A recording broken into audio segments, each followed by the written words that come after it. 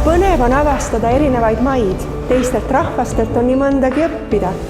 Prantslastelt ülimat viisakust, ladinaameeriklastelt avatust ja külalislahkust. Hommikusöögiks kõlbab nii magus saiake kui soolane maisikook ning tervitada võib nii 1, 2 kui 3 põsemusiga.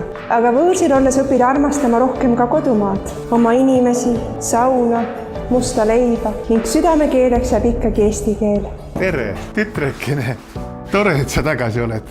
Meil on sind väga vaja. Hoiame Eestimaad sellisena, et siin oleks hea elada. Toetame neid, kes siin elavad ja neid, kes soovivad siia tagasi pöörduda. Pakume oma inimestele hea hariduse ja paindlikud töövõimalused. Hoiame oma inimeste tervist ja aitame neid, kellel on raske. Juba 30 aastat julgeid otsuseid ja tegusid ning sama julgelt edasi.